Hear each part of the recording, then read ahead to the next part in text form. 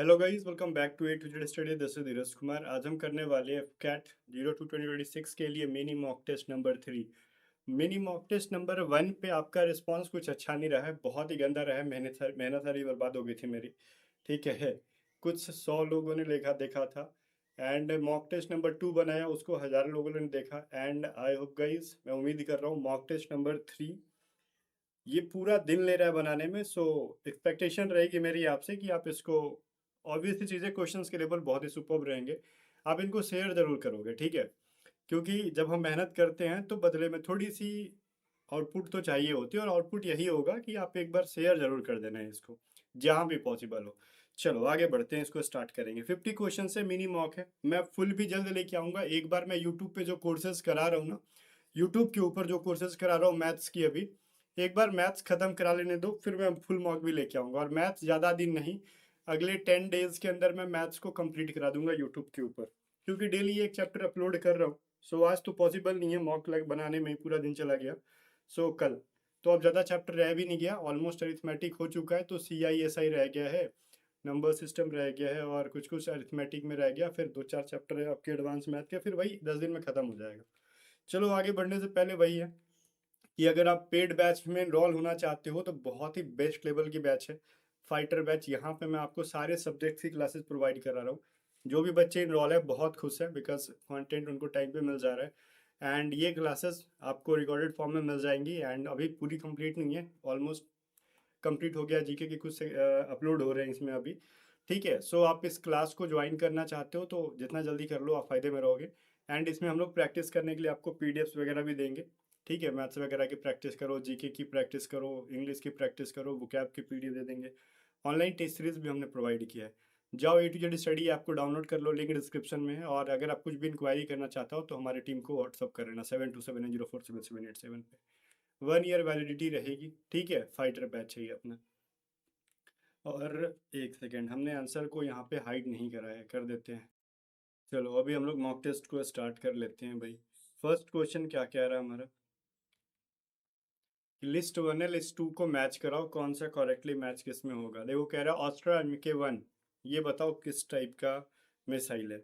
फिर है प्रलय किस टाइप का मिसाइल है, रुद्रम 1 किस टाइप का है, शौर्यम कैसा है। शौर्य कैसा है। आपको अगर इसमें से सब नहीं याद है ना, तो एटलीस्ट प्रलय के बारे में आपने पढ़ा होगा। ये कैसा है, surface to surface ballistic missile है। मतलब बी का जो हो जाएगा वो थर्ड हो जाएगा। और इस क्वेश्चंस को बनाया गया था, देखो कितना ऐसा कि जिसको मतलब इजी सा बनाया गया था कि एक भी पकड़ लिया वो पूरा आंसर कर देगा। क्योंकि सिर्फ एक ही ऑप्शन में हमने बी का थर्ड डाला है, जिसको डराने के लिए यूजुअली दिया जाता है। एक या दो ऑप्शंस के बारे में पता होगा ना, तो आप पूरा का पूरा इसका आंसर सही कर लोगे। सो ऑप्शन ही हो जाएगा। अब इसी से देख लो कि ऑस्ट्रा MK1 कैसा है, आपका एयर टू एयर मिसाइल है। ठीक है, ये चीज़ याद रखना। और इसके बारे में अगर आप बात करोगे तो कह सकते हो beyond visual range air to air missile है ये। ठीक है, परले अभी बात करा हमने कि इसको surface to surface ballistic missile है। फिर आपका रुद्रम 1 किस टाइप का है, तो ये एक प्रकार का एंटी रेडिएशन मिसाइल है। और जो शौर्य हमारा कैसा है भाई, ये कह सकते हो हाइपरसोनिक है। ठीक है, टैक्टिकल मिसाइल है। चलो फिर हमारा देखो दो स्टेटमेंट्स हैं, बताओ इसमें से कौन सही है या फिर दोनों सही है। कह रहा है the chief election commissioner can be removed in the same manner as a supreme court जज। ठीक है, कह रहा है जो चीफ इलेक्शन कमिश्नर होते हैं उनको उसी तरीके से हटाया जा सकता है जैसे कि सुप्रीम कोर्ट के जज को। पहला क्या सही है या फिर गलत, वो बताना। फिर कह रहा है other election commissioners enjoy the same protection from removal as the chief election commissioner. अभी देखो क्या है ना कि सुप्रीम कोर्ट के जज को जो है, उनको हम लोग ऐसे नहीं हटा सकते, उन पे महाभियोग और बहुत सारे प्रोसेस लगा के हटाया जाता है। तो सेम चीज़ चीफ जो हमारे चीफ इलेक्शन कमिश्नर हैं उनको भी सेम प्रोसेस होता है उनको हटाने का पद से। सो ये तो ठीक है। तो बट ये पूछ रहा है क्या जो अदर इलेक्शन कमिश्नर्स होते हैं, क्या उनको भी ये मतलब फ़ायदा मिला है क्या, कि आपको और तरीका नहीं है हटाने का, लंबा प्रोसेस अपनाना पड़ेगा। तो आंसर है नहीं। जो अदर इलेक्शन कमिश्नर्स हैं उनको हटाने का एक सिंपल सा चीज़ है कि वो जो द चीफ इलेक्शन कमिश्नर्स होंगे वो सिफारिश करेंगे, उनके रिकमेंडेशन पे जो प्रेसिडेंट्स होंगे वो वही हटा सकते हैं। ठीक है, तो ये चीज़ आप याद रखना। तो ऑप्शन सॉरी स्टेटमेंट 1 सही है। तो हमारा ए ही हो जाएगा इसका भी। चलो थर्ड नंबर क्वेश्चन को देखो, which Indian air force station is known as the eastern air command headquarters. अब जो बोल रहा है ईस्टर्न एयर कमांड हेडक्वार्टर्स, कौन कहाँ पे है एयरफोर्स का, बताओ। एयरफोर्स स्टेशन ऐसा कौन सा है जिसको हम लोग ईस्टर्न एयर कमांड हेडक्वार्टर्स के नाम से जानते हैं। तो ऑब्वियस चीज़ है वो मेघालय में है, मेघालय के शिलोंग में है। सो ऑप्शन बी ठीक है। चलो जी की है तो बहुत ज़्यादा मैं छेड़ नहीं रहा हूँ उसके अंदर। आगे देखो, विच of the following countries is not a member of the quad. Quad की कौन कौन से मेंबर है पहले ये पता होना चाहिए। एक तो अपना इंडिया है, पता है, यूएसए है, जापान है, ऑस्ट्रेलिया है। इंडिया, यूएसए, जापान और ऑस्ट्रेलिया, तो उसके अंदर साउथ कोरिया का नाम हमने कहीं लिया ही नहीं। So option B. फिर कह रहा है देखो, G I U K gap refers to the strategic region between. अब ये जो है क्या कहते हैं इसको, जी आई यू के, इसमें कंट्रीज के नाम छिपे हैं। अब वो कंट्रीज का नाम ही आप खोज लो कौन कौन सा है। ये साफ कह भी रहा है ना कि क्या है, स्ट्रेटिकल रीजन बिट, एक स्ट्रेटिकल रीजन है, ठीक है। लाइक कह सकते हो ना कि एक प्रकार क्या क्या है ना, एक प्रकार क्या ये है स्ट्रेटिकली, सॉरी स्ट्रेटेजिकली इम्पोर्टेंट नेवल चौक पॉइंट है, ठीक है। कहाँ पे है भाई, नॉर्थ अटलांटिक के अंदर। जैसे मैं बोल सकता हूँ, जैसे वहाँ पे ना नाटो रसिया का जो मैरिटाइम ऑपरेशंस होता है उस टाइप में वो उनका यूज़ में आता है। सो ये GUI के जो है ना, ये किसका फुल फॉर्म बता दो। ये हमारा ग्रीनलैंड, आइसलैंड और United state, sorry United kingdom not state. तो इसके अंदर यूक्रेन और कजाकिस्तान को हटा दो, ठीक है। सो ग्रीनलैंड, आइसलैंड और यूनाइटेड किंगडम, ये तीन कंट्रीज हैं GUI के, मतलब G for Greenland, I for Iceland और UK से हमारा यूनाइटेड किंगडम हो गया, ठीक है। चलो फिर कह रहा, विच of the following rivers originates from the Amarkantak plateau. अब तो भाई इसका तो आप इजीली आंसर कर दोगे मेरे हिसाब से, इसमें तो सबसे इजीएस्ट क्वेश्चन है। तो बताओ अमरकंटक प्लेट्यू से कौन सा रिवर आता है बह के। तो बोलोगे सर ये तो इजीली हम कह सकते हैं कि इसका आंसर क्या हो जाएगा, नर्मदा हो जाएगा, कि नर्मदा ही आती है। ऑप्शन नंबर क्या हो जाएगा, सी हो जाएगा। मैं थोड़ा स्लो स्लो पढ़ बोल रहा हूँ, मतलब अमरकंटक कहाँ पे, मध्य प्रदेश में है। अब मैं स्लो स्लो बोल रहा हूँ ताकि आप क्वेश्चन और ऑप्शन को इजीली पढ़ लो उतने टाइम में। फिर कह रहा है, which constitutional amendment lowered the voting age from 21 मतलब 21 साल से 18 साल तक, कौन सा अमेंडमेंट में हुआ था ये चीज़। तो ये याद होना चाहिए, इसमें भी पूछ लेता है कई बार। 1988 हुआ था ना, हाँ। तो ये 1988 में हुआ था, ठीक है। तो ये चीज़ याद रखना। ये क्या हुआ था, जो 61st अमेंडमेंट था, ये 1988 का 61st अमेंडमेंट था, जिसमें पहले क्या था, पहले वोट देने का अधिकार था उनको जो 18 ईयर्स के रहते थे। उसके बाद फिर 21 ईयर्स के रहते थे, बाद में फिर 18 ईयर्स वालों को वोट देने का अधिकार मिल गया। ये 61st ऑप्शन सी के अंदर है। फिर 8 नंबर क्वेश्चन है, वो कह रहे हैं, which scientist proposes the uncertainty principle. अरे यार, अनिश्चितता का सिद्धांत हिंदी में पढ़े होगे, पढ़े हो, वही है अनसर्टेनिटी प्रिंसिपल। किसने दिया था भाई, ये आप कह सकते हो वर्नर हाइजेनबर्ग ने दिया था, ठीक है ना। क्वांटम मैकेनिक्स के अंदर दे रखा था ये चीज़। तो क्या थे, वार्नर कहीं दिया रहता है, वार्नर हाइजेनबर्ग कहीं वर्नर हाइजेनबर्ग रहता है। चलो फिर है, which Indian state has the largest coastal line. तो ये तो मूवीज़ वगैरह में भी दिखाई जाती है कि सबसे बड़ा कोस्टल लाइन जो है गुजरात का है। सो ऑप्शन सी में है। फिर कह रहा है, which of the following pair is incorrectly match. गलत तरीके से मैच है वो बता दो।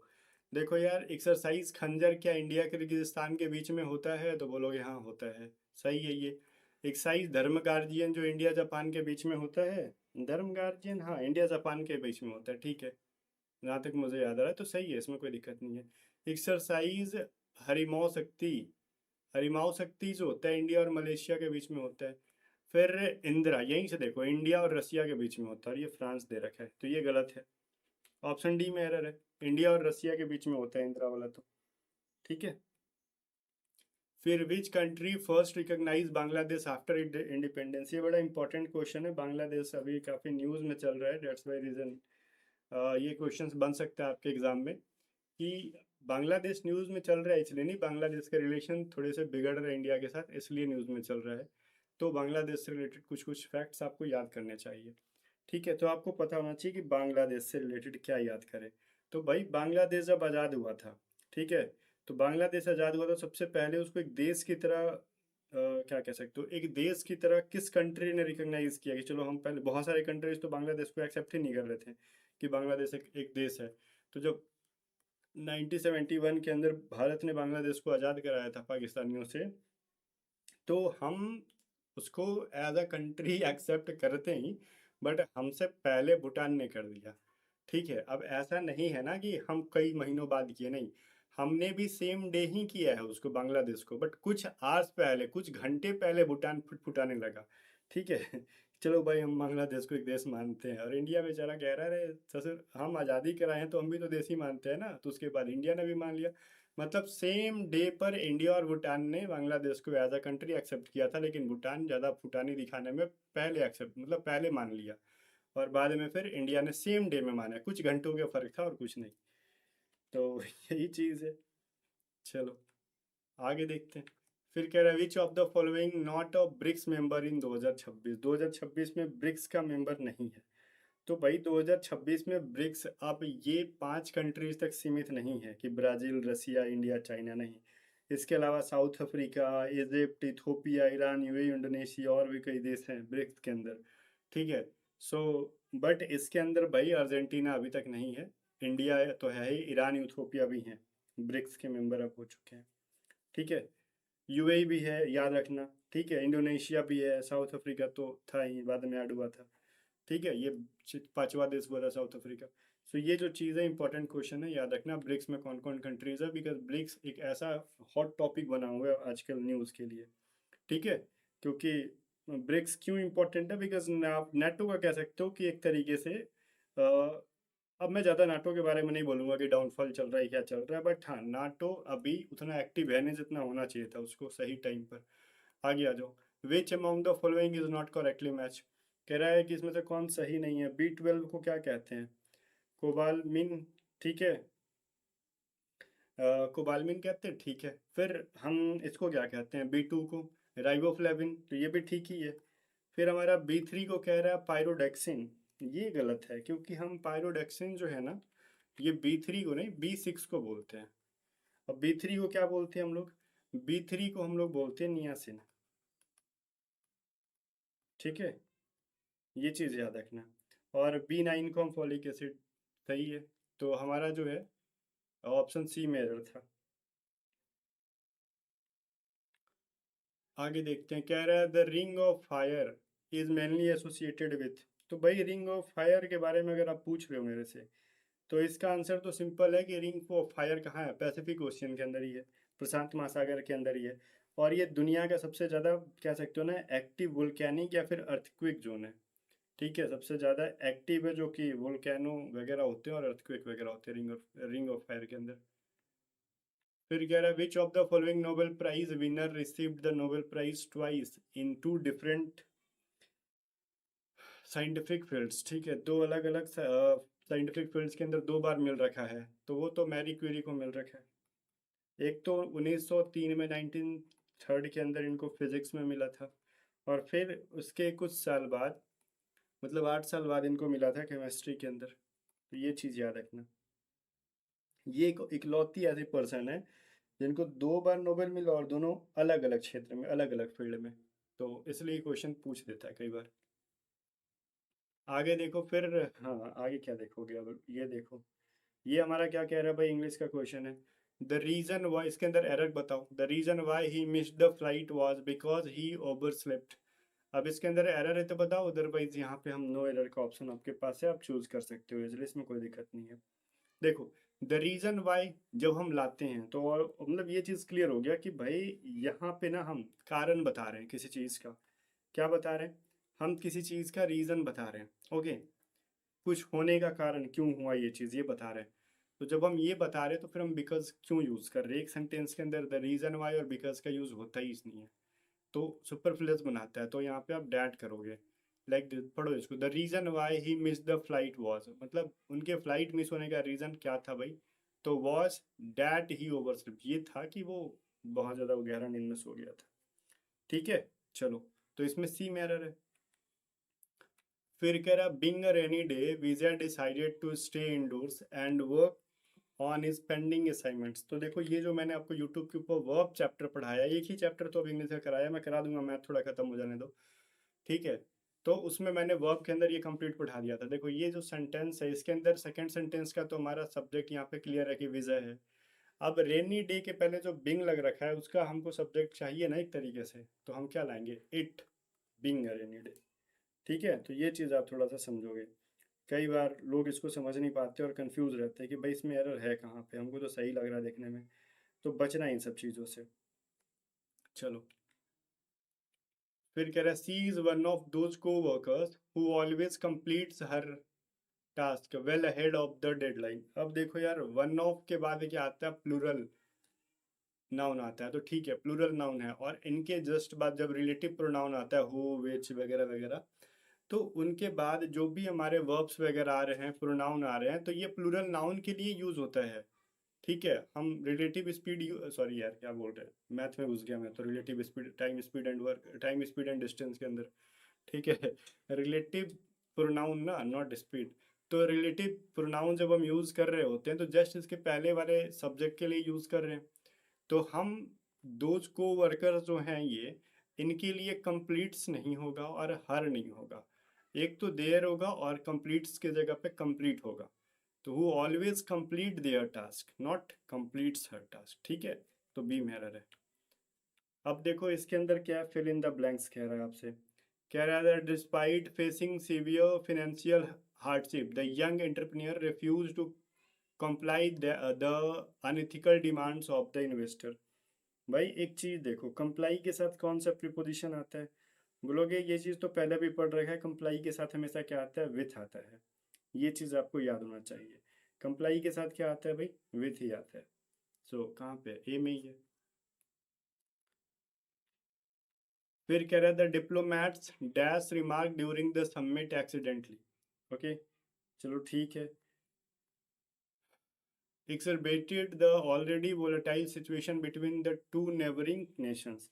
अब इसके अंदर हम क्या फिल करें, अब देखो ये तो फिक्स प्रीपोजिशन के बेस पे नहीं है, ठीक है। ये क्या है भाई, एक सेंटेंस को समझो और उनके वोकैब की अंडरस्टैंडिंग के ऊपर है। तो भाई इसका कंटेक्स्ट देखो, किस कंटेक्स्ट में इसको यूज करा है, ठीक है। अब सेंटेंस में देखोगे तो दिख रहा है यहाँ पे कुछ एक्सीडेंटली कोई चीज़ हो रहा है, मतलब जानबूझकर नहीं हो रहा है, अचानक से कोई चीज़ हो रहा है। तो वैसा कोई यहाँ पे मीनिंग देने वाला ऑप्शन है। अब देखो जुडिशियस का मतलब क्या होता है, इसका मतलब होता है वाइज, बुद्धिमानी से कोई काम कर रहे हो, तो फिर वो एक्सीडेंटली के साथ आप यूज नहीं कर सकते उसको। फिर हमारा यहाँ पे देखो इंजीनियस, इंजीनियस का मतलब होता है लाइक, इसका ही मतलब होता है नेव, या फिर आप कह सकते हो इनोसेंट, लाइक जो सरल, बहुत सीधा साधा इंसान हो, सीधा साधा। तो वैसा कुछ हुआ नहीं यहाँ पे एक्सीडेंटली के अर्थ में, जैसे the diplomats dash remarks during the summit accidentally. तो कोई काम हुआ है ना, तो वो कोई चीज, मतलब कह सकते हो ना, वैसा सेंस दो जो जानबूझकर ना किया गया हो। फिर हमारा पंक्चुअलियस का मतलब क्या होता है, ठीक है, इसका मतलब होता है लाइक कोई चीज़ जब आप अटेंशन वगैरह दे रहे होते हो तो उसको बोलते हैं। फिर इन एडवर्टेंट, इन एडवर्टेंट का मतलब होता है कोई चीज़ आप एक्सीडेंटली कर देना, अनइंटेंशनली करना, ठीक है। आप इसको कह सकते हो, इसका मतलब होता है अनइंटेंशनल, यार क्या बोल रहा हूँ मैं, अनइंटेंशनल, ठीक है, अनइंटेंशनल। सो यहाँ पे हो जाएगा the diplomats inadvertent remarks during the summit accidentally exacerbated the already volatile situation between the two neighboring nations। मतलब बाय मिस्टेक उसने सिचुएशन को खराब किया है दोनों नेबरिंग कंट्रीज के बीच को, ठीक है। चलो ये चीज़ आप समझना। एक्सर्बेटेड का मतलब वही होता है सिचुएशन को वर्स कर देना। चलो, वो जानबूझकर नहीं किया, उसको इनएडवर्टेंट कहते हैं, मतलब अनइंटेंशनल, बिना किसी इंटेंशन के करना। फिर क्या कह रहा देखो भाई, a strict honest officer finds the exceptionally difficult to cope dash the deep-rooted corruption rampant in the administrative system। पहली बात तो कोप के साथ पूछ रहा है क्या फिल करें, तो भाई कोप के साथ हमेशा विद का यूज करते हैं हम लोग, कोप अप का यूज नहीं कर दिया करो, ये गलत है। कोप के साथ अप यूज होता ही नहीं है, ठीक है, अप का यूज होता ही नहीं है, डायरेक्टली कोप के साथ विद का यूज कर दो, ठीक है। जिसका मतलब होता है किसी चीज़ से ना बहुत ही इफेक्टिव तरीके से डील करना। ठीक है, डील मतलब खरीद बिक्री नहीं करना, किसी से बहुत ही व्यवहारिक अर्थ में। ठीक है, चलो। फिर हमारा कह रहा है परफीडियस। परफीडियस का मतलब क्या पूछ रखा है आपसे, तो यहाँ पे तो आपसे सिनोनिम में पूछ रखा है ना, ऊपर में देखो लिख रखा है appropriate synonym of the given word. तो परफीडियस का मतलब क्या होता है, लाइक कहते हैं ना कि यार ये तो नमक हराम निकला, तो वही है जो धोखा दे दे। ठीक है, तो उसको हम क्या कहते हैं, फेथफुल तो होगा ही नहीं। ट्रीचरस, ट्रीचरस का मतलब भी वही होता है जो एक तरीके से नमक हरामी करे, धोखा दे। ठीक है, अनट्रस्टवर्दी हो, डिसेटफुल हो, उस सेंस में यूज़ कर देते हैं। और इसका ना फेथफुल हो जाएगा एंटोनिम, ऑप्शन ए वाला, तो बी सही सिनोनिम है। आगे देखो फिर कह रहा है एफेमरल। इफेमरल का सिनोनिम एंटोनिम पूछ रखा है, ये यहाँ पे देख लेना क्या पूछ रखा है आपसे। ठीक है, ये जरूरी है, तो बता दो भाई क्या हो जाएगा। तो ये तो इजी है ना आपके लिए। इफेमरल का मतलब क्या होता है, जो चीज़ें काफ़ी कम टाइम के लिए हो, शॉर्ट टाइम के लिए हो, क्षणिक हो। तो इसका उल्टा क्या हो जाएगा, जो बहुत ही लंबे समय के लिए या फिर परमानेंट हो, तो उसको परपेचुअल भी कहते हैं। बी में है। ठीक है, फिर द च्यू द कुड का मतलब होता है मनन करना। कुछ लोग अभी भी नहीं समझ पाए होंगे, एक ईडीएम है द च्यू द कुड का मतलब कोई चीज़ आप मन में सोच रहे हो, मतलब किसी चीज़ पे आप बहुत ज़्यादा मेडिटेशन कर रहे हो, पॉन्डर कर रहे हो। पॉन्डर ओवर का मतलब होता है सोचना, डीपली सोचना। ठीक है, ध्यान लगा के सोचना। चलो, आपका ये क्या कह रहा है, वन वर्ड है। The practice of marrying multiple times but only having one legal spouse at the any given time. अब देखो यार, आप सोच रहे होगे ना इसका तो पॉलीगैमी हो जाएगा, बहुत ज़्यादा शादी करने का हमने वही सुना है। बट इसमें क्या कहा है वो देखो, ये नहीं करा कि एक बंदे ने 10 शादी करके 10 पत्नियां रख रखी है, ऐसा कहा है क्या? नहीं। क्या है ना, द प्रैक्टिस में बहुत सारे 90% या फिर मोर देन 90% बच्चे गलत आंसर कर देंगे इसका, पॉलीगैमी। ठीक है, इसमें कहा है क्या ना कि the practice of marrying multiple times, ये कह रहा है कि मल्टीपल टाइम्स आपने शादी की है but only having one legal spouse, लेकिन आपके पास एक ही लीगल स्पाउस है एट एनी गिवन टाइम। मतलब आपने सुना ना कि ये एक चाटुकार नाम का इंसान है। ठीक है, इसने बहुत सारे 10 शादियां कर ली, लेकिन जब जाओ ना तो उसके पास एक ही वाइफ रहती थी। आज मैं इस साल 2023 में गया तो उसकी एक वाइफ थी, 2024 में भी गया तो उसकी एक ही वाइफ है, 2025 में भी गया तो एक ही वाइफ है, 26 में भी गया तो एक ही वाइफ है। बट फर्क इतना है कि जो 23 में जो वाइफ थी वो अब नहीं है, कोई और है। 24 में जो थी वो अब नहीं है, 25 में कोई और थी। 25 में के बाद 26 में मैं जब गया तो 25 वाली अब वो नहीं रही है, अब 26 में कोई और है। मतलब ये क्या करता है बंदा, अभी क्या कर रहा है, एक वाइफ रखा रखा है और उसको डिवोर्स देके दूसरा शादी कर लिया, फिर उसको भी डिवोर्स देके, या फिर किसी भी तरीके से लीगली एक ही उसके पास वाइफ है बट उसने पास्ट में कई शादियां कर रखा है। चलो, उसको कहते हैं सीरियल मोनोगेमी। ठीक है, आगे बढ़ते हैं। फिर select the option that contains a misspelt. इसके अंदर बताओ कौन सा स्पेलिंग मिसस्पेल्ट है। सो वीडियो को पॉज करके सोचो। बोलोगे इसमें तो डी में मिसस्पेल्ट है सर, नन होता है, नॉन नॉन नहीं होता है। ठीक है, एक्चुअली ये कोई मिसस्पेल्ट नहीं है, इसमें कोई एरर ही नहीं है, ऑप्शन डी इसका कर देते आप। मैं इसको थोड़ा सुधार देता हूँ। बाय द वे आंसर भी वैसे डी ही होगा, बिकॉज नॉन कर दिया है नन को। मैं इसको थोड़ा ठीक कर देता हूँ, वेट। ठीक है, चलो अब हो जाएगा नन ऑफ द अबव। इसमें कोई स्पेलिंग गलत नहीं है, सबके सब ठीक है, ऑल आर करेक्ट। फिर देखो ये क्या है, आपको ना इसमें एक नरेशन बनाना है। The professor said to the students, had you submitted the assignment on the time yesterday I would not have personalized you। अब इसमें देखो मोर देन 60 to 70% बच्चे हरे में ना जल्दीबाजी में गलती कर देंगे। अब देखेंगे, देखो यार यहाँ पे हैड से स्टार्ट है, इसका मतलब क्वेश्चन पूछ रहा है, तो इसको क्यों ना हम इफ से बना दें। तो भाई वो पहले ही ना ये वाला चीज को और ये वाला चीज को एलिमिनेट कर देंगे कि सी और डी तो आंसर होगा ही नहीं, या तो ए होगा या फिर सी होगा। तो उनके नज़र में यहाँ पे हैड को हटाना उनके लिए सही नहीं लगता, तो वो ए आंसर कर देते इफ लगा के। बट गाइज एक्चुअली में ए वाला और ये वाला कहाँ है, इफ वाला, ए वाला और सी वाला ही गलत है। बोलोगे क्यों, हेड से स्टार्ट है। देखो ये क्वेश्चन पूछा ही नहीं, इंट्रोगेटिव सेंटेंस है ही नहीं। देखो क्या कह रहा है, had you submitted the assignment on yesterday I would not have personalize. ये तो कंडीशनल सेंटेंसेस वाला है, याद आया, हैड से अगर स्टार्ट होता है कोई सेंटेंस तो सेकेंड सेंटेंस में क्या लगता है, वुड हैव प्लस V3 लगता है। तो भाई तो इंट्रोगेटिव है ही नहीं, तो इफ से कैसे बना दोगे, क्वेश्चन मार्क थोड़ी है, फुल स्टॉप है। तो उस हिसाब से तो ए और सी 100% गलत हो गए। अब बचा कौन सा, या तो बी या फिर डी। ओके ना। तो देखो क्या कह रहा है, the professor told the students that, the professor told the students that they submitted या फिर दे हैड सबमिटेड। तो अब क्या कहना पसंद करोगे? बोलोगे सर इसमें पसंद क्या करना है, ऑब्वियस चीज़ है कि हमसे हैड है तो हम हैड को छोड़ नहीं सकते हैं, इसके अंदर हैड को तो लाना ही पड़ेगा। सो उस हिसाब से क्या हो जाएगा हमारा भाई, तो यहाँ पे हो जाएगा हैड सबमिटेड। चलो, कहाँ गया भाई, नहीं हैड सबमिटेड नहीं होगा, सबमिटेड होगा। रीजन बता रहा हूँ क्यों, क्योंकि ये कंडीशनल सेंटेंस है ना, वो तो पास्ट इंडिफिनिट को शो करेगा इसके अकॉर्डिंग। ठीक है, तो आप दे हैड सबमिटेड नहीं, दे सबमिटेड करोगे, दे हैड सबमिटेड नहीं, तो फिर ये गलत हो जाएगा। ठीक है, एक चीज़ याद रखना, मैं आपको समझा देता हूँ। जब भी आपको एक कंडीशनल सेंटेंस का अगर क्वेश्चन मिले नरेशन चेंज करने के लिए, हैड प्लस बी थ्री और इसके साथ वुड वाला मिल जाए, would have plus B three, ठीक है, तो इसको हमेशा चेंज करोगे किसके अंदर, आप इसको परफेक्ट मान के चेंज नहीं करोगे।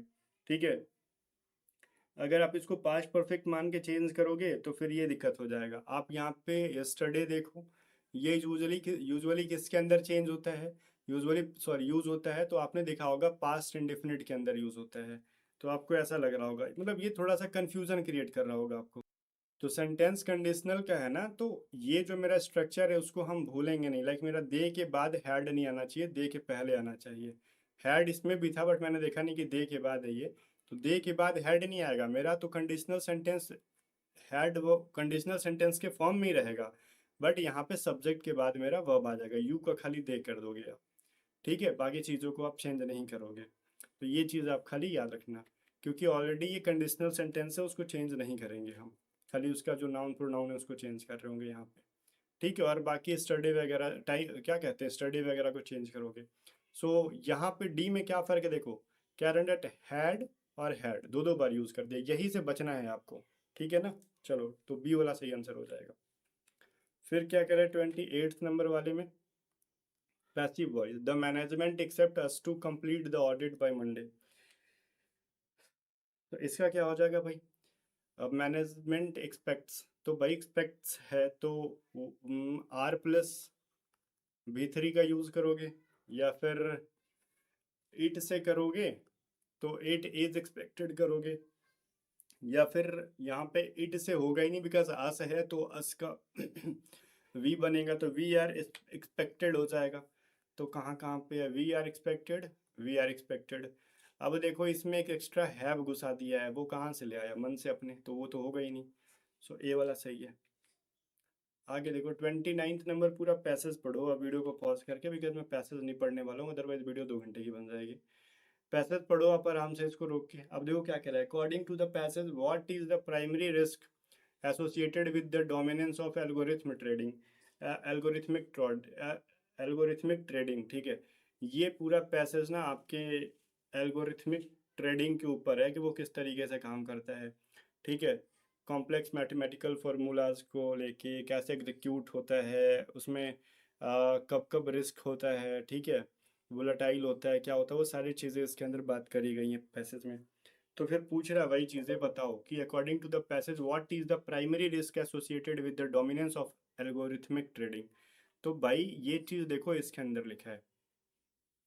ठीक है, ये जो पढ़ोगे ना इसके अंदर यहाँ से, critics argue that by the removing human intuition and ethical oversight from the trading floor market have become hyper reactive. ठीक है, prone to anomalous, ठीक है, disruptions like flash crashes के डर है, when autonomous algorithms feed into each other's panic without a cooling off period, the resulting feedback loops can erase trillion of dollars in equity within moments, proving that efficiency divorced from prudence is a volatile mixture। मतलब ये चीज़ें साफ साफ कह रहा है कि अगर हम कहते हैं ना कि इसको डोमिनेंस अगर होगा किस चीज़ का भाई, एल्गोरिथमिक ट्रेडिंग का, तो ये चीज़ सही नहीं है। ऐसा बोलो कि क्यों सही नहीं है, बिकॉज इसके डोमिनेंस से बहुत सारी प्रॉब्लम्स बताई गई हैं कि इनको अगर हम एक तरीके से ना अगर ह्यूमन को रिमूव कर देंगे, ठीक है, तो फिर वहाँ पे बहुत सारे प्रॉब्लम्स आएंगे लाइक क्रैशेस के, ये वोलाटाइल है, तो एज इट इज़ ऑप्शंस आपके नहीं होंगे इस तरीके से। ठीक है, तो ऑप्शंस को थोड़े से, जैसे ऑप्शन में ना देखो एज इट इज़ वर्ड इसके पैसेज के नहीं यूज़ करे हैं, वोलेटाइल से रिलेटेड, पैनिक से रिलेटेड, क्रैशेस से रिलेटेड थोड़े से हटके, क्योंकि रिस्क बता रखा गया है तो फेवर में तो बात करोगे नहीं, ठीक है। तो ऑब्वियस चीज़ है, आपको उसके फेवर में नहीं बात करना है, तो वैसा इसी के अंदर है।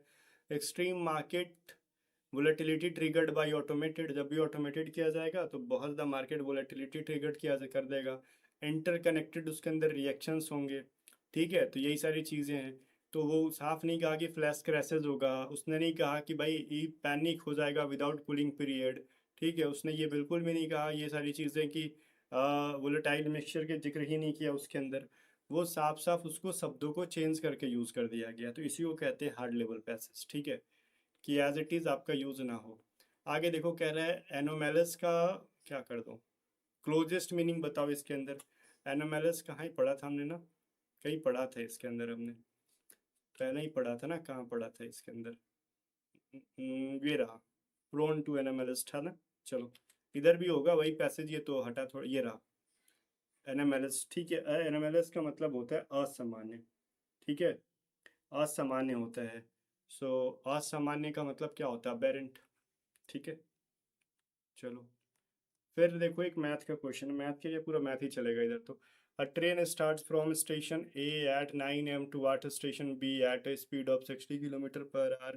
Another train starts from station B at 10 am towards station A at a speed of 75 km/h. If the distance between A and B is 330 km and they meet at a point C, find the ratio of the distance AC to BC। अब देखो ये नहीं कहा ना, question को समझो, बड़ा important है। सपोज कोई डिस्टेंस, अभी बस गाड़ी सब भूल जाओ, ए से बी तक का कोई डिस्टेंस है, यहाँ से ना कोई एक, आप सुनो, ट्रेन स्टार्ट होता है, ट्रेन वन, और यहाँ पे एक ट्रेन है, ट्रेन टू, ये स्टार्ट हो जाता है आपका 9 am पर, और ये आपका स्टार्ट होता है 10 am पर।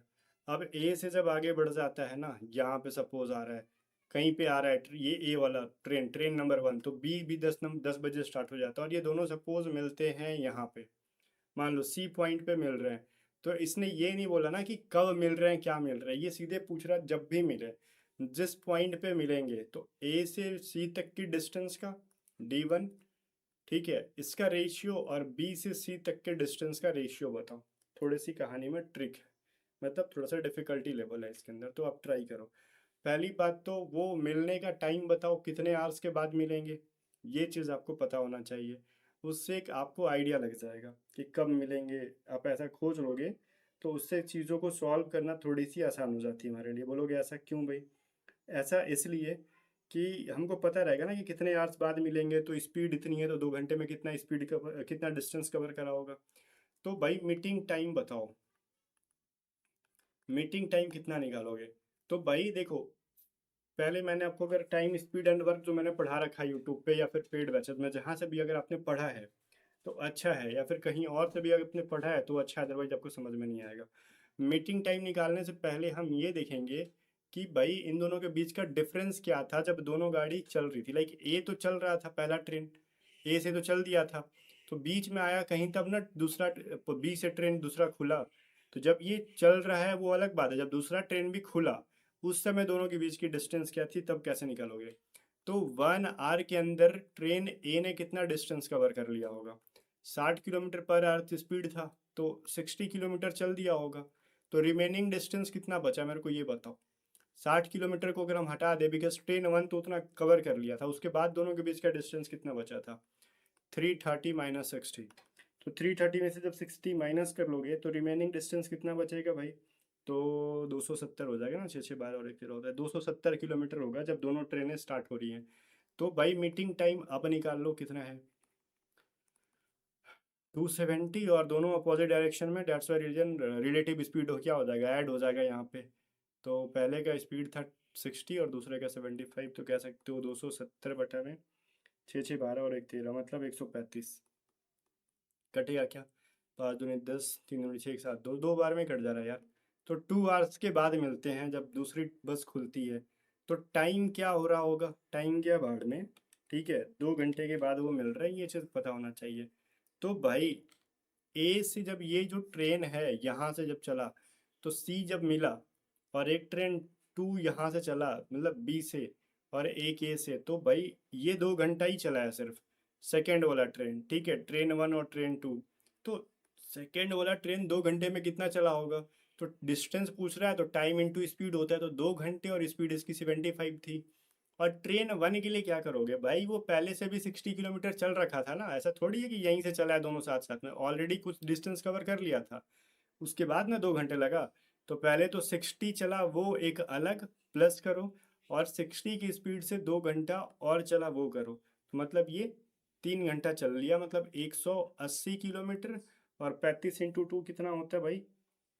75 × 2 कितना होता है भाई? 150। तो ये हो गया, ये 150। तो हो गया 3 × 6 = 18, 3 से कट जाएगा और 3 × 5 = 15, तो 6:5। तो यही कहानी यहाँ पे समझना था, अदरवाइज कुछ लोग कर देते ना कि चलो ट्रेन ए 120 किलोमीटर चला और ये 150 किलोमीटर, तो फिर कर देते क्या, 4:5 कर देते। सो वो गलत हो जाता है। ये भी तो सोचो कि भाई जब ये डिस्टेंस पे जहाँ मिल रहा है, ए ने ज़्यादा कवर कर रखा है, क्योंकि 1 घंटा पहले भी वो चल के बैठा हुआ था, ठीक है। So 6:5 will be the correct answer. फिर देखो कह रहा है two runners X and Y starts running simultaneously from the same point on a circular track of length 1200 मीटर in opposite direction. X runs, क्या बोल दिया मैंने, ठीक है 1200 मीटर का। यार सुनो, टू रनर्स हैं, कहाँ पे एक चल रहे हैं, सर्कुलर ट्रैक है, 1200 मीटर है इसकी, और दो बंदे चल रहे हैं यहाँ पे, ठीक है। एक्स अपोजिट डायरेक्शन में, एक इधर जाता है और एक इधर जाता है। एक्स रन जो है ना, स्पीड जो 5 मीटर पर सेकेंड, और वाई की जो स्पीड है 7 मीटर पर सेकेंड है। After how many seconds from the start will they meet for the first third time? Third time तो फर्स्ट टाइम कब मिलेंगे? देखो जब एनीवेयर कहीं भी बोलेंगे ना, कहीं भी मिले, तो उसमें ज़्यादा दिक्कत नहीं है। आप शुरू में जो डिस्टेंस है वो निकाल लो, प्लस रिलेटिव स्पीड निकाल लो। जब वो पूछता ना कि जहाँ से स्टार्ट किया था वहीं पे कब मिलेंगे, तो मेरे को टाइम निकाल के उनका एलसीएम निकालना पड़ता है। ये तो खैर इजी है। सो अपोजिट डायरेक्शन में जा रहे हैं, तो 7 मीटर प्लस 5 मीटर, तो 1200/12, मतलब हर 100 सेकेंड पे फर्स्ट बार मिलेंगे। तो थर्ड टाइम कब मिलेगा भाई? वो 100 × 3, तो 300 सेकेंड पे मिलेंगे वो तीसरी बार। कहीं भी रैंडम, ये नहीं पूछा यहाँ पे वहाँ पे, कहीं भी मिल जाए, मिलने चाहिए। सो 300 सेकेंड्स पे वो तीसरी बार मिलेंगे, क्योंकि हर 100 सेकेंड पे एक बार वो मिल रहे हैं एक दूसरे से। 33 नंबर देखो, an observer on the ground finds the angle of elevation of a cargo balloon to be 60 degree after walking 400 metres horizontally away from the balloon's projection line on the ground. The angle of elevation drops to 30 degree, assuming the balloon remains stationary at a constant height. Find its altitude. देखो भाई, एक आसमान में कौन सा balloon कह रहा था?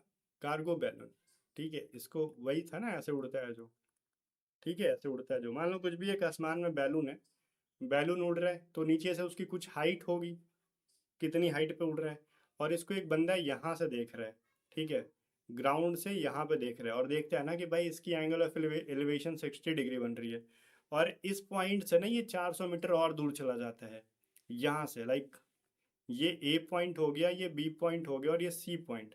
तो सी से ये डी पे दूर जाके देखता है, कहता है चलो दूर जाके देखते हैं तो क्या बनता है। तो मान लो ये यहाँ पे बन रहा है डी पॉइंट, ठीक है, तो यहाँ पे बन रहा है इसका 30 डिग्री।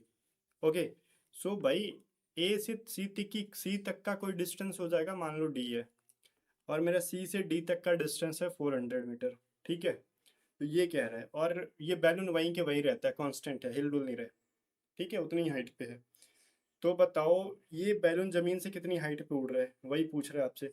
तो सिंपली ना, हम इस triangle triangle A B and C के अंदर ले लेते हैं। ट्रायंगल ए बी सी के अंदर क्या है, कह सकते हो tan 60 degree is equal to हो जाएगा मेरा हाइट बाई बेस। बेस मेरा क्या है, ये डी, हाइट मेरा एच है, तो 60 डिग्री की वैल्यू होती है √3, तो एच बाई डी। तो भाई मेरा यहाँ पे देखो क्या हो जाएगा, एच इज इक्वल टू हो जाएगा √3d। अब इससे क्या समझ में आएगा, इससे आगे हम इक्वेशंस में यूज करेंगे। अब ये कंप्लीट ले लो, ए बी एंड डी नाम का ट्रायंगल बड़ा सा। तो ट्रायंगल ए बी डी को अगर हम ले लेंगे, तो मेरा tan 30 degree angle of elevation बन रहा है, और मेरा यहाँ पे परपेंडिकुलर, तो अभी भी स्टिल एच ही रहेगा, और बेस मेरा ये कंप्लीट हो जाएगा d+400। तो मैं कह सकता हूँ d प्लस में 400। अब देखो 30 डिग्री की वैल्यू होती है √3 इज इक्वल टू, अब देखो यार h की वैल्यू क्या रखोगे, √3d।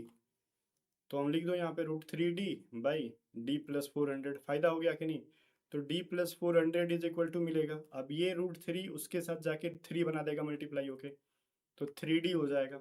तो 2d क्या हो जाएगा 400, तो डिस्टेंस हमारा हो जाएगा 200। तो बोलोगे निकल गया 200 का ऑप्शन में नहीं है, भाई चट्टा डिस्टेंस थोड़ी पूछा था, तो ये निकल गया ना, हाइट पूछ रखा है। तो h की वैल्यू क्या थी √3 इंटू डी, तो h की वैल्यू क्या हो जाएगी, d के साथ √3 को मल्टीप्लाई कर दो, तो √3 into 200। So option A will be the correct answer. आगे बढ़ते हैं।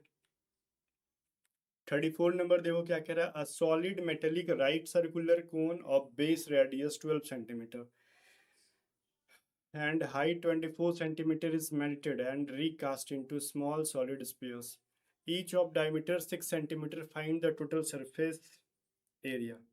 ठीक है, चलो ऑफ द स्पेयर्स कंबाइंड। तो भाई पहली बात, जब भी देखो दो चीज है ना, इसके अंदर एक कह रहा है ना कि एक कोन है, मतलब एक शंकु है, ठीक है, इसको ना पिघला कर ना छोटे छोटे स्पेयर्स में, मतलब गोले में बना रहे हैं। तो पहले तो बताओ इन सबको अगर मिला देंगे तो इन सबका टोटल सरफेस एरिया क्या हो जाएगा। टोटल सरफेस एरिया बोले तो हिंदी में क्या बोलते हैं, अम, अरे टोटल सरफेस एरिया को हिंदी में कहते हैं पृष्ठ क्षेत्रफल, पृष्ठीय क्षेत्रफल, संपूर्ण पृष्ठीय क्षेत्रफल बताओ सबका मिलाकर। तो भाई एक बात बताओ, जब भी किसी चीज़ को पिघला करना, एक चीज़ याद रखना, न्यू चीज़ों में फॉर्म करेंगे तो उनके शेप, उनके रेडियस, डायमीटर सब चेंज हो जाएंगे, बट उनका वॉल्यूम हमेशा सेम रहेगा कंबाइंड रूप से। मान लो 10 बनेंगे, 20 बनेंगे, जो भी छोटे छोटे चीज़ें बनेंगे एलिमेंट्स, तो दोनों का वॉल्यूम सेम रहेगा। सो भाई कोन का वॉल्यूम क्या होता है, बोलोगे यार 1/3 पाई आर स्क्वायर एच, ये इक्वल हो जाएगा हमारे स्पेयर के वॉल्यूम का। तो स्पेयर का क्या होता है वॉल्यूम, 4/3 पाई आर क्यूब, और साथ में मान लो एन। अब बोलोगे एन क्या, क्योंकि ये तो एक स्पेयर का है ना वॉल्यूम, यहाँ पे एन स्पेयर बन रहे हैं, मैं मान के चल रहा हूँ, तो मैं उनके साथ मल्टीप्लाई कर दूंगा तो पूरा वॉल्यूम बराबर हो जाएगा। सो भाई यहाँ पे ना एक चीज़ हम कह सकते हैं, हम कुछ चीज़ों को लाइक निकाल लेते हैं। हम पहली बात तो पाई का 3 काट दो, पाई पाई काट दो, एंड यहाँ पे एन की वैल्यू पहले निकाल लो। आर स्क्वायर बोले तो 12 × 12, और एच की वैल्यू 24 है, एंड ये एन रहने दो, ये हम 4 डिवाइड कर देते हैं, और आर की जगह पे क्या है ना हमारा, ये कह रहा है 3 सेंटीमीटर डायमीटर है, तो इसका रेडियस आधा होगा, तो 3 सेंटीमीटर, सॉरी 6 सेंटीमीटर डायमीटर है, तो इसका रेडियस आधा 3 सेंटीमीटर हो जाएगा। तो मेरे को क्यूब करना है, तो 3 बार मैं कर देता हूँ, जो मेरी ये एन की वैल्यू, कितने स्फीयर कितने गोले बनेंगे वो निकल जाएगा। सो 4 से कटा दूंगा मैं 12, तो एक 12 कट गया।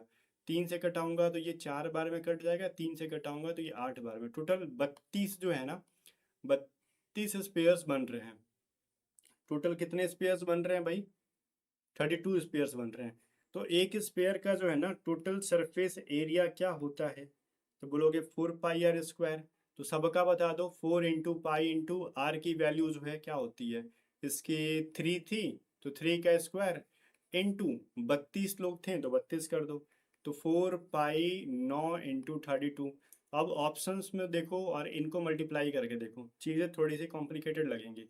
सो यूनिट डिजिट से मल्टीप्लाई कर दो, 9 × 2 18, 18 का यूनिट डिजिट 8, 8 × 4 32, 32 का यूनिट डिजिट 2, तो यूनिट डिजिट 2 देखो यहाँ पे है, तो इसका मतलब हमारा हो जाएगा 1152 पाई। पाई में ही आंसर हो, और ये हमारा एरिया है तो सेंटीमीटर स्क्वायर में हो जाएगा। सो ऑप्शन नंबर वही वाला बी वाला हो जाएगा। चलो अगला क्वेश्चन देखते हैं। कह रहा है boat covers a certain distance upstream in 8 hours 48 minutes, okay, while it covers the exact same distance downstream in 4 hours, what is the ratio between the speed of the boat in still water and the speed of the current। ठीक है, water current वह जो भी है, ठीक है, बस पूछ रखा है, स्पीड बता दो आप। ठीक है, तो इसको कैसे निकालोगे, तो बोलोगे हमने ना एक फॉर्मूला पढ़ा है, बट पहले टाइम देख लो। टाइम जो है हमारा अप स्ट्रीम का क्या है, कह रहे हो यार 8 आवर्स को पहले हम मिनट में कन्वर्ट कर देते हैं, तो हो जाएगा 8 × 6 = 48, 480 + 48, तो हो जाएगा हमारा 8 × 4 = 528 मिनट। अब इससे अपने को फ़ायदा हो जाएगा, थोड़ा सा वेट कर लो समझ में आएगा। और टाइम मेरा डाउन स्ट्रीम क्या है भाई, 4 आवर्स, तो मैं मिनट में कन्वर्ट कर दे रहा हूँ, डैट विल बी 240 मिनट्स। ठीक है, तो एक फार्मूला आपने पढ़ा ना कि यार हमारा स्पीड जो है downstream by upstream is equal to होता है टाइम मेरा अप स्ट्रीम का भाई, और एक डाउन स्ट्रीम का। बोलोगे कब पढ़ा हमने, तो मैंने पढ़ा दिया ना बोट एंड स्ट्रीम के अंदर, जाके देख लो एक बार। ठीक है, तो मेरा डाउन स्ट्रीम का स्पीड नहीं पता, अप स्ट्रीम का मेरे को नहीं पता, तो मैं वो पहले निकाल लेता हूँ। जिससे मेरा बोट एंड क्या कहते हैं स्ट्रीम दोनों का फॉर्मूला हो जाता है ना, कि बोट का हो जाता है d+u/2 और स्ट्रीम का स्पीड निकालने के लिए d-u/2, तो वही वाला यूज़ कर लेना। तो अप स्ट्रीम में टाइम लगा 528, डाउन स्ट्रीम में लगा 240। ठीक है। सो क्या होता लगता है, कट जाएगा क्या किसी चीज़ से? तो यार 12×2 = 24, तो ये कट जाएगा 12 के टेबल से इजीली। तो 528 को अगर 12 से करेंगे तो 12×2 = 24, 12×6 = 48, और यहाँ से 4, 12×6 = 48, हाँ 44 बार में कट जाएगा ये 12 के टेबल से, और 12×2 = 24 ही हो गया। अगेन मैं कटा सकता हूँ 22 से, 10 से, 4 से कटाओ ना यार, इतना क्या करना है, 4 से कट जाएगा 11 बार में, 4 से कट जाएगा 5 बार में, ये ठीक है। चलो, तो मेरा अप स्ट्रीम और डाउन स्ट्रीम का मिल गया 11:5, ठीक है ना। डाउन स्ट्रीम स्पीड ज़्यादा रहता है, आपको भी पता है। अब मेरे से पूछ रहा है ना कि यार बोट का स्पीड बता दो, तो up stream plus down stream by 2, तो कह सकते हो 11 + 5/2, इट मीन 16/2, 8 km/h। और क्या है भाई, मेरी स्ट्रीम की स्पीड पूछ रखा है, तो up stream minus down stream -2, तो 11 में से मेरा 5 माइनस करा के 2 कर लो, 6/2 बोले तो 3 km/h। तो मेरा बोट और स्ट्रीम का स्पीड पूछा, 8:3 कर लेंगे। सिंपल, कुछ है ही नहीं था इसके अंदर। था, मेहनत तो थी, ऐसा नहीं मैं कह रहा हूँ कि बहुत ज़्यादा इजीएस्ट क्वेश्चन है, मैं क्वेश्चंस का लेवल ही मॉडरेट टू टफ के साइड रखा हूँ, इजी तो बहुत एक आध क्वेश्चंस मिले होंगे। ठीक है, तो थोड़ा सा दिमाग लगाना पड़ेगा इसके अंदर, रीज़न है टफ करने का, बिकॉज 2 आवर्स मिल रहे हैं, खाली 100 क्वेश्चन है, 2 घंटे मिल रहे हैं। और यही सीजीएल के अंदर देख लो, 100 क्वेश्चन होते हैं और 1 घंटे होते हैं, ऊपर से सेक्शनल टाइमर वगैरह भी अब तो हो गया। तो थोड़ी सी मेहनत करो, चीज़ें हो जाएंगी, और हमारे साथ बने रहोगे ना, तो मैं गारंटी देता हूँ कि आपका कोई भी सब्जेक्ट हो, maths, reasoning, English, science, GK, जो भी है, कहीं से भी मैं वीक नहीं होने दूंगा।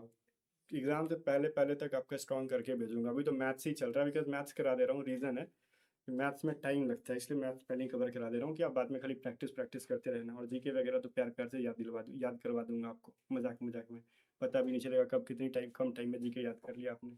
आगे देखो, a container contains 80 litre of pure milk. Okay भाई, एक कंटेनर है जिसमें 80 लीटर जो है ना, उसके अंदर प्योर मिल्क रखा है। लोग, अच्छी बात है। तो फिर क्या करें इसका? तो कुछ नहीं करो, फिर कह रहा है आपसे कि from this container 8 litre of milk is replaced with an equal amount of water. This process is repeated 2 more times। अब इसको ना 2 बार और रिपीट किया जाता है। What is the final quantity of pure milk left in the container. तब भी ऐसा क्वेश्चन आएगा कि मान लो कंटेनर में से कुछ दूध, पानी, चीनी कुछ भी निकाल के फिर से मिला रहे हो, निकाल रहे हो, मिला रहे हो, तो उसका फॉर्मूला आपको मैंने पढ़ा रखा था ना मिक्सचर वाले सब्जेक्ट के चैप्टर के अंदर, कि भाई इनिशियल क्वालिटी जो है वो इंटू 1 माइनस, या फिर आप इसको कह सकते हो कि मेरे जो इनिशियल वॉल्यूम जो है वो टोटल कितना है, 1 - x - b⁴n, मतलब n कितनी बार, वॉल्यूम कितना लीटर है, और x कितना लीटर निकाला जा रहा है। सो वॉल्यूम 80 लीटर है, 1 माइनस 8 लीटर निकाला जा रहा है, 80 लीटर टोटल था, और ये 3 बार हो रहा है। बोलोगे यार 2 ही बार तो लिखा है ना, कि this process repeated 2 more times। मैं बोलूँगा एक बार रोटी खा लिया आपने, 2 बार और खा लो, तो आप टोटल कितनी बार खाओगे, 3 बार। तो वही चीज़ है ना, कि एक बार तो ये सारा कांड कर ही दिया है, और 2 बार और कराया जा रहा है, तो 3 बार हो गया। सो ये 8 बाई कट जाएगा 10 बारे में, और 80 इंटू कह सकते हो यार 9/10 द पावर क्यूब। तो 80 इंटू 9 का क्यूब क्या होता है, 700, क्या कह दोगे यार, 29 ना, 729, और 10 का क्यूब, 3 जीरो डाल दो, तो ये तो कट गया। तो ये हो जाएगा, मैं 8 से डायरेक्टली मल्टीप्लाई करना चाहूँ तो क्या होगा, 8×9 = 72 का 2 हो गया, 7 रह गया, 8×2 = 16, 16, 7 कितना हो गया, 23 का 3, हाथ सिल रहा 2, 8×7 = 56, 2 = 58, बाई 100 है तो डेसिमल कर दो, ये हो गया 58.3 लीटर्स। ठीक है, जो प्योर मिल्क बच गया लास्ट में वही हो गया। सो ऑप्शन बी में है ये चीज़, देख लो, सिंपल। फिर देखो क्या करा, wholesaler buy a certain number of bananas. ठीक है, कुछ केले खरीद रहा है वो बंदा। फिर क्या कह रहा है, केला खरीद के क्या कर रहा है, 8 for 10 रुपीज़, मतलब 10 रुपीज़ में 8 केला खरीद रहा है वो। ओके, ठीक है। फिर an equal number of 10 rupees for 12, मतलब उतने ही वो केला और खरीद रहा है वो। ठीक है, कितने में भाई, 12 रुपीज़ में 10 केला। If he mixes them all and sell them for 11 rupees for 9, what is his net profit और लॉस? तो भाई इसको बनाने का परसेंटेज वाले में या फिर प्रॉफिट लॉस वाले में पढ़ाया था मैंने, प्रॉफिट लॉस वाले में, या फिर परसेंटेज जाके देख लो, सब पढ़ा रखा है। 10 रुपीज़ में 8 खरीदा, फिर उतने ही इसने 12 रुपीज़ में 10 खरीदा, और सेल कर रखा है ये इसको कितना, 11 रुपीज़ में 9। तो जो चीज़ें हैं इनका हम LCM denominators, LCM of 8, 10 and 9 निकाल लो, इससे नंबर ऑफ बनानाज मिल जाएंगे। तो क्या हो जाएगा, ये तो हो जाएगा 80, ठीक है। 8 5 40, तो 40 हो जाएगा इनका ना एलसीएम, और 9 तो 9 चौके 36, 360 हो जाएगा। तो ये इतने बनानाज है। तो भाई इसका मतलब यहाँ पे 360 बनाना खरीदा, यहाँ पे 360 बनाना खरीदा, और दोनों को जब मिला देगा ये, तो मेरे को सेलिंग प्राइस करते टाइम टोटल 36 दूनी 72, 720 बनानास बेचा जा रहा है। तो भाई इसकी कॉस्ट प्राइस, इसकी कॉस्ट प्राइस मिला दो और बताओ सेलिंग प्राइस जो आपने कितना हुआ। तो यहाँ से बचेगा 8 चके 32 और 8 पचे 40, मतलब 450 रुपीज़ में खरीदा था इसको 360 बनानास को। 12 × 36 करोगे तो कितना हो जाएगा भाई, 6 दूनी 12 छके 72, ठीक है। 12 में 4 32, तो ये हो जाएगा मेरा 432, ठीक है। तो आपने इतने बनानास खरीदे हैं टोटल, इतने रुपीज़ लगाए हैं टोटल, इट मीन्स कि आपने कॉस्ट प्राइस लगाया अपना 882 रुपीज़, और आपने सेल कितने का किया है भाई, 9 8 72, 880 रुपीज़ का। तो भाई 2 रुपीज़ का लॉस हो गया आपको।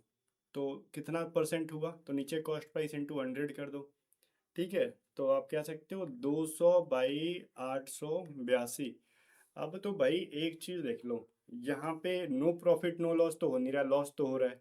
1 बार में तो ये कटेगा नहीं इससे, तो ये बी एंड सी होगा ही नहीं। तो डेसिमल में आएगा, डेसिमल में एक ही ऑप्शन है डी वाला, जो मेरा हो गया 0.22% का लॉस हो रहा है यहाँ पे उसको। चलो ऑप्शन डी।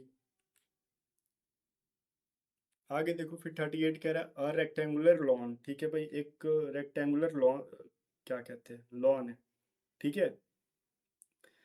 कह रहा है इसकी मतलब ये दे रखा है 60 मीटर इंटू 40 मीटर, ये मान लो एक रेक्टेंगुलर लॉन है, इसकी लेंथ है 60 और विड्थ है इसका 40 मीटर।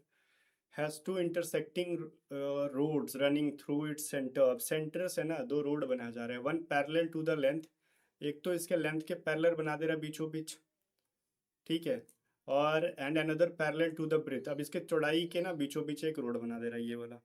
अब इधर से उधर जाओ, इधर से इधर आओ, ओके। एंड चौड़ाई जो है ना 4 मीटर, अब कहीं से भी जाओगे 4 मीटर ही मिलने वाला आपको, कहीं भी चले जाओ, इसकी लेंथ है। Find the total cost of gravelling this roads at the rate of 250 rupees per square metre. तो वो तो प्राइस तब निकालेंगे जब इस रोड का एरिया निकालेंगे। तो एरिया ऑफ रोड कैसे निकालते हैं, जब भी रोड अंदर के साइड बन रहा हो, तो रोड का जो विड्थ होता है वो लेंथ प्लस ब्रेथ के अंदर जो है वो माइनस करके मल्टीप्लाई कर दो, ये फार्मूला होता है। तो भाई डब्ल्यू की वैल्यू मेरी है 4 मीटर, और लेंथ मेरा कितना है 60 + 40 - 4। सो 4 इंटू कह सकते हो, ये 6 4 10, 100 में से 4 गया 96, सो 96 हो गया, 6 × 24, 9 × 36, 2 38। तो भाई 384 मीटर स्क्वायर उसका एरिया है। तो कॉस्ट कितना आ जाएगा, 1 मीटर स्क्वायर का लग जा रहा है उसको 250, तो पूरा 384 का कितना लग जाएगा, 250 से मल्टीप्लाई कर दो। सो क्या हो जाएगा, ये तो लास्ट में एक तो जीरो डाल दो, ठीक है। 5 से के 20 हो जाएगा यार, 8 दूनी 16, तो फिर नहीं हो जाएगा। अच्छा मैं कैलकुलेटर का यूज़ कर ले रहा हूँ बिकॉज मेरे पास रफ करने की जगह नहीं है, आप साइड में कर लेना एक बार। 384 इंटू 225, 96, ठीक है। पे जो भी जीरोस हैं, हाँ मैंने कैलकुलेटर का यूज़ किया है इसके लिए, रीज़न है फ़ोन का कैलकुलेटर यूज़ कर लिया क्योंकि मेरे पास स्पेस नहीं है रफ करने के लिए। सो 96,000 हो जाएगा, ठीक है। मैंने इसका आंसर रट के नहीं रखा था ना, इसलिए मैं 94,000 हो जाएगा, नॉट 96। मैंने कुछ मिस्टेक कर दिया लिखने में, ठीक है। नहीं तो 96 ही आ रहा है ना, तो फिर यहाँ पे कैसे लिख दिया 94, इसको थोड़ा ठीक कर देते हैं, 96 ही हो जाएगा, 94 नहीं होगा। अच्छा पता है, अच्छा हुआ कि मैंने कैलकुलेटर यहाँ पे यूज़ कर लिया, अदरवाइज नाक रगड़ता रह जाता कि भाई ये क्या आंसर आ रहा है, मैं गलत कर रहा हूँ, क्या कर रहा हूँ। तो इसका आंसर बी नहीं, ठीक है, 94 नहीं 96 है। एक बार मुझे कमेंट करके बता देना इसका आंसर किसका किसका आप लोगों के साथ भी ऐसा हुआ था। ठीक है, एक बार मुझे कमेंट करके बता देना, समटाइम्स टाइपिंग इस थोड़ी सी एरर वगैरह हो जाती है। ठीक है, ये चीज़ बताना जरूर आप लोग। ठीक है ना, चलो 96,000 ही आ रहा है ना इसका आंसर। आगे देखो, a manufacturer sells an item to a wholesale dealer at a profit of 10%, the wholesaler sell it to shopkeeper at a profit of 20% and the shopkeeper sell it to customer for इतनी rupees making profit of 10%। ये भी छोटा profit कमा रहा है। Find the cost price of the item for manufacturer. भाई देखो, एक बंदा का मान लो कॉस्ट प्राइस लगा, मान लो सीपी लगा, इसने इसको बेचा 10% के प्रॉफिट पे। अब ये जो प्राइस बन गया इस पे भी कोई दूसरा बंदा 20% का प्रॉफिट कमा रहा है, और ये जो प्राइस बन गया इस पे भी कोई एक बंदा 10% का प्रॉफिट कमा रहा है, और फाइनल इसकी वैल्यू बन जा रही है 1452 रुपीज़। तो मेरा एक जीरो जीरो कटा देते हैं, जितने जीरोस कट रहे हैं, एंड यहाँ से कट गया। सो 12 के टेबल से कटेगा ये 121 बार में। ठीक है, और 11 का ये तो है ही, तो ये स्क्वायर है ना, तो एक बार में कट गया ये। तो भाई कॉस्ट प्राइस बराबर हो गया 1/000। सो कॉस्ट प्राइस मेरी हो जाएगी 1000। ठीक है, चलो लास्ट क्वेश्चन है आपका, एक बार देख लो भाई। कह सकते हो जो पढ़ा होगा उसके लिए द इजीएस्ट क्वेश्चन, अदरवाइज ये टफेस्ट क्वेश्चन, जो भी कह लो। Find the mode of the given data set. Mode बताओ, मोड का मतलब क्या होता है। मोड कहता है ना कि मैक्सिमम, मैक्स टाइम, फ्रीक्वेंसी, या फिर जो कम्स, जो सबसे ज़्यादा बार आता है। तो 4 ही इसमें तो मेरे को ज़्यादा बार दिख रहा है, 4 ही 4 टाइम्स आ रखा है, सो ऑप्शन ए सही है। ठीक है ना, जो सबसे ज़्यादा, 7 भी है क्या, 1 2 3, नहीं 7 तो 3 बार ही आ रखा है। 4 सबसे ज़्यादा बार आ रखा है, 4 बार आ रखा है। तो 4 बार हो चाहे 5 बार हो चाहे 6 बार हो, जो सबसे ज़्यादा बार होगा यूज़, ठीक है, डेटा सेट के अंदर वही मोड होता है। चलो मैं पढ़ाऊंगा ना जो आपको मोड, मीडियन एंड जो भी है, मीन मीडियन मोड, तो उसके अंदर सब पढ़ा दूंगा। अब रीजनिंग स्टार्ट हो गया। Meaningful word can be formed using the second, third, fifth and the eighth letter of the word. ठीक है, कर्टियर exactly once marks the last letter of the word as the answer. If the more than one word can be formed, mark Q as the answer. If no meaningful word can be formed, mark H as the answer. ठीक है, देखो ये जो कर्टियर है ना, इसका second ले लो, second में मेरा ओ है, थर्ड में मेरा यू है, फिफ्थ में मेरा टी है, और मेरा एट्थ में है ना आर है। इनका यूज करके एक वर्ड बनाओ और उसका लास्ट वाला कौन सा लेटर आ रहा है वो बताओ। लेकिन सुनो, अगर उस वर्ड के लास्ट लेटर को तभी बताओ अगर सिर्फ एक ही वर्ड बन पाएगा। अगर एक से ज्यादा वर्ड बन रहा है तो उसका आंसर आप क्यू करो। अगर कोई भी नहीं बन रहा है मीनिंगफुल तो उसका आंसर एच करो। तो भाई यहाँ पर जो सिंपली TOUR बन जा रहा है, एक ROUT, टूर का मतलब पता ही ना, जब घूमने उमने जाते हो वो हो गया। राउट का मतलब होता है लाइक भगदड़ मच जाना। और भी अगर कुछ बनता है तो अच्छी बात है, मेरे को दो याद आ रहे हैं। ठीक है, तो भाई एक से ज़्यादा बन रहे हैं, that's why reason I will answer Q. ठीक है, चलो फिर कह रहा है, देखो टाइगर को ना कोड करते हैं GRTVI में, ईगल को कोड कर देते हैं VZTOV में, रैबिट को क्या कोड करेंगे। भाई TIGER है, GRTVI है, फिर हमारा EAGLE है, VZTOV है। इनको आप ऐड करोगे ना, it will give you 27, like 20 + 7, 9 + 18, add कर लो, 18 प्लस कितना हो जाएगा ना। ठीक है, 27 मिल जाएगा। जी मेरा 7 नंबर पे, ये 20 नंबर पे, ई मेरा 5 नंबर पे, ये मेरा 22 नंबर पे, आर मेरा 18 नंबर पे, आई मेरा 9 नंबर पे। ऐड करोगे सब 27 देंगे, सेम चीज़ है। 22 + 5, 1 + 26, फिर हमारा 7 + 20, 12 + 15, 5 + 22, है ना। तो वही चीज़ है, रैबिट के साथ भी करेंगे हम लोग। तो रैबिट का आर 18 नंबर पे होता है, 18 में क्या ऐड करोगे तो मिलेगा मेरे को 27, 9। तो 9 नंबर पे होता है आई। ए मेरा 1 नंबर पे, इसमें हम 26 ऐड करेंगे तो 27 मिलेगा जो कि जेड। बी मेरा 2 नंबर पे, बी मेरा 2 नंबर पे, दोनों में मैं अगर मैं 25 25 ऐड कर दूं तो मेरे को मिल जाएगा ये 27। सो वाई वाई हो जाएगा। तो बता दो। फिर आई तो भाड़ में गया, आई का तो मेरा यहाँ पे मिल ही रहा था ना बार बार, आई का हो जा रहा था आर, और टी का मेरे को मिल जा रहा था 20 + 7 जी। तो मेरे को I Z Y Y R कहाँ पे है, I Z Y Y R जी जो है मेरा बी के अंदर है। चलो 43 में कह रहा है ये एक नंबर है, इसको आप अरेंज करो in the ascending order, then how many digits remain in the places. ठीक है, असेंडिंग ऑर्डर में करो अरेंज। और ध्यान देना कोई कोई ना इसके अंदर एक से ज़्यादा बार भी यूज़ है। सो 1 2, अब 3 कितने बार है, 1 2 3 दो बार है। तो मान लो असेंडिंग ऑर्डर में ये 1 हो गया, 2 हो गया, 3 दो बार यूज़ है। एक तो मेरा एक 3 यूज़ हो गया। ठीक है, ये चीज़ देख लेना पोजीशन पे। 4 कितनी बार यूज़ है, एक ही बार है 4। 5 मेरा एक ही बार है। 6 देख लो कितने बार है, तो 6 मेरा दो बार है, तो मैं 6 6 कर रहा हूँ। 7 एक बार है। ठीक है, 8 मेरा एक दो, 8 मेरा दो बार है। 9 मेरा दो बार है। तो एक तो ये वाला 9 अपनी पोजीशन पे है और एक बार ये वाला 3 अपनी पोजीशन पे है। तो दो ऐसे नंबर्स हैं, डिजिट्स हैं जो सेम पोजीशन पे आ रहे हैं जो जहाँ पे पहले पोजीशन पे थे। सिंपल। 44 नंबर देखो, a car person in a car started from his house and travelled 6 kilometre north. Video को पॉज करके पहले ना पढ़ लो क्वेश्चन, मैं सॉल्व करता हूँ। एक कार पर्सन है, वो पहले ना अपने मान लो कहीं भी घर है, उसे नॉर्थ में जाता है 6 किलोमीटर। देन ही टूक a right turn, right turn लेता है एंड 3 किलोमीटर चलता है। थोड़ा सा नीचे से बनाते हैं। पहले नॉर्थ में जाता है 6 किलोमीटर, यहाँ से 3 किलोमीटर जाता है राइट, एंड ये यहाँ से लेफ्ट ले लेता है। आफ्टर ट्रैवलिंग अगेन 3 किलोमीटर, फिर वो राइट टर्न ले लेता है और वो 9 किलोमीटर ट्रैवल करता है। अब यहाँ पे इसको क्लब मिल जाता है और यहाँ पे इसका होम है। तो ये क्लब से लेके होम तक का डिस्टेंस कैसे निकालेंगे, एक इमेजिनरी लाइन करो और फिर उसके हिसाब से ये जो कहते हैं ना, ये डिस्टेंस निकालो, शॉर्टेस्ट डिस्टेंस। तो भाई ये कह सकते हो कि ये 6 + 3, इट मीन्स ये 9 किलोमीटर हो गया इस ट्राइंगल का। ये 9 + 3 ये मेरा 12 हो गया। सो मेरा ये जो हो गया ना, इसका हाइपोटीनियस क्या हो जाएगा। तो ट्रिपलेट नंबर यूज कर लो, √9 का स्क्वायर प्लस 12 का स्क्वायर। तो 81 प्लस में 144, सो मिल जाएगा मेरा 5, तो 15 हो गया। अदरवाइज ऐसे कर लेते हैं यार, ये तो मेरा 15 आंसर हो ही गया ना, और मेरा यहाँ से ना नॉर्थ ईस्ट में है ये चीज़। तो मेरा 15 kilometre north east, option C है। एक तरीका और था, इतना कैलकुलेशन नहीं करना पड़ता आपको। लाइक 3 से 4 बार में कट जाता, 3 से मेरा 3 बार में कटा, मैंने 3 से कटा है, याद रखना। तो ट्रिपलेट नंबर होता है ना 3 4, तो हमारा हाइपोटेनियस 5 हो जाएगा। तो मेरा 5 आंसर नहीं करता है, जिस चीज़ से मैंने डिवाइड किया था वही मल्टीप्लाई कर देता था, 5 × 3 15 हो जाता।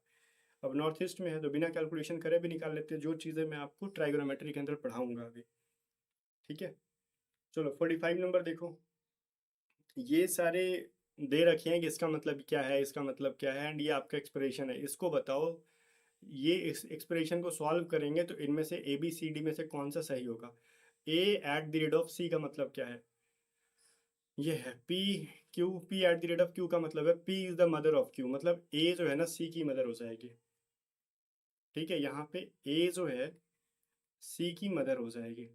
ठीक है, फिर C is equal to B, तो इक्वल है हमारे यहाँ पे Q is the sister of P, तो बाद वाली बी सिस्टर हो जाएगी सी की। तो सी क्या है मेरे को नहीं पता, बट बी सिस्टर है।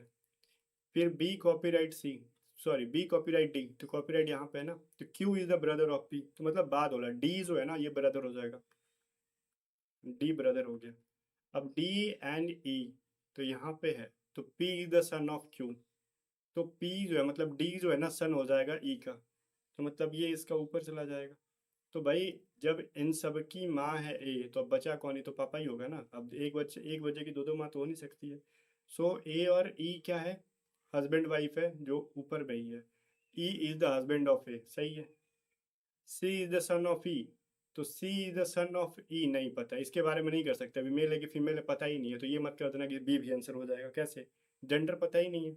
C is the daughter of E, तो ये भी नहीं हो सकता कि मेल है कि फीमेल है, क्लियर नहीं है। E is the wife of A, E तो मेल है तो वाइफ का आंसर हो जाएगा, तो सिर्फ ए नंबर सही है। 46 देखो, कह रहा फार्मिंग का रिलेशन अगर मानसून से है तो मार्केट का क्या हो जाएगा। देखो फार्मिंग तभी होगा जब मानसून होगा, मार्केट तभी चलता है जब डिमांड होता है। सो ऑप्शन ए हो जाएगा।